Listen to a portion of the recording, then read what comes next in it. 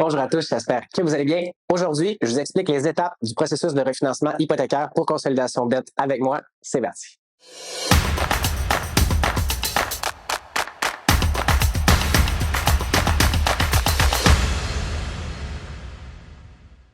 Alright, donc ça va être une vidéo super short and sweet. Voici la façon que ça fonctionne. Vous allez voir, c'est super simple. La première étape, vous me contactez sur mon site web jean-mathieu-lavoie.ca ou jean-mathieu-lavoie.ca/consolidation. C'est la façon la plus rapide et la plus simple de prendre un rendez-vous téléphonique. Vous avez rendez-vous avec la première personne qui fait le tri, voir si le dossier a du potentiel ou non. Si le dossier n'a pas de potentiel, tout bad, on ne peut pas vous aider. Si le dossier a du potentiel, vous allez avoir un autre rendez-vous avec moi. Lors du rendez-vous téléphonique, on va faire plusieurs choses. Donc, la première chose qu'on fait, c'est, moi, je vous pose plein de questions, puis on établit un plan. L'objectif, au final, ce que je vais aller faire, c'est que je vais aller comparer dette pour dette au niveau de mon cash flow si c'est avantageux. Bon, ça veut dire quoi ça? Je vous donne un exemple. Mettons qu'on rembourse l'hypothèque, une carte, une marge, puis un prêt. Ben, je veux savoir la totalité mensuelle de toutes ces dettes-là, ça revient à quoi? Donc, comment est-ce qu'on paye pour toutes ces dettes-là à chaque mois?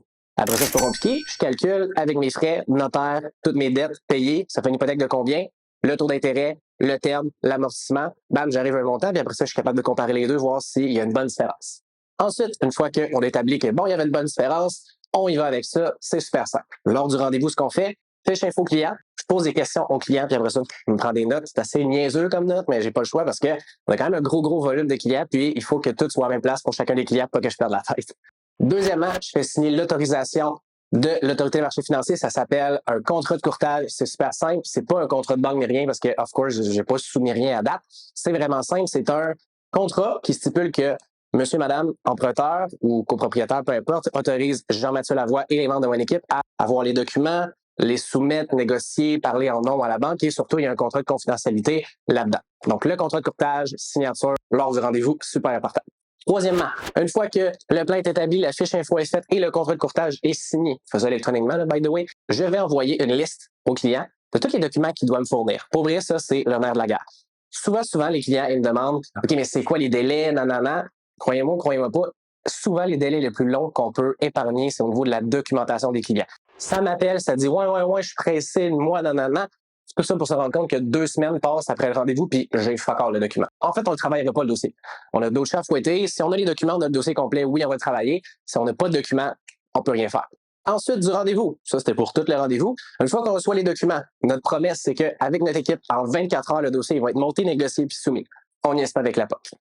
Avec le dossier soumis, on parle d'à peu près 3-4 jours, peut-être une semaine, gros maximum. Un genre de 5 jours ouvrables qu'on se donne, là, mettons. La plupart du temps, c'est un peu plus court, mais bref, c'est un peu plus court parce qu'on a nos scripteurs désignés aux banques. Ça, c'est cool.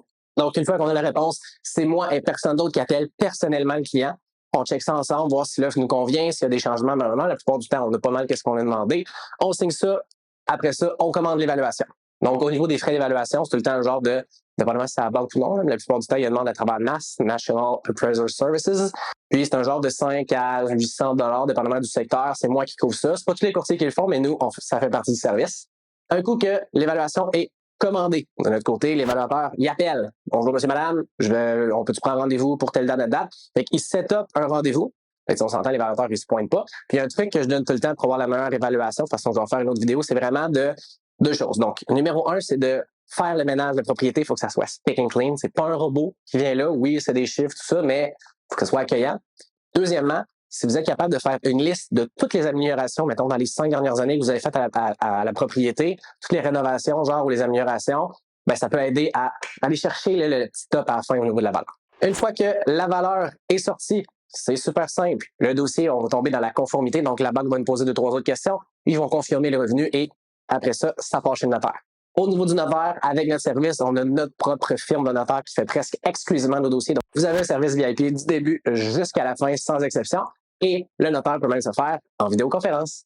Bref, c'est tout pour moi aujourd'hui. Donc, en résumé, on prend rendez-vous, le tri, le vrai rendez-vous, l'analyse. Après ça, on fait la fiche info. Après ça, contrat de courtage. Après ça, ça s'en va à la banque. Après ça, je rappelle, on regarde la banque, l'évaluation, la conformité et le notaire. C'est sûr qu'il y a beaucoup de travail dans un dossier, mais on est là pour ça. Si vous avez des questions ou si vous voulez simplement prendre rendez-vous, je l'ai dit au départ, c'est sur jean-mathieu-lavoie.ca. Vous pouvez même m'envoyer un DM, puis je vais être capable de vous envoyer le lien s'il y a quoi que ce soit. Fait que je vous souhaite une bonne semaine. À la prochaine!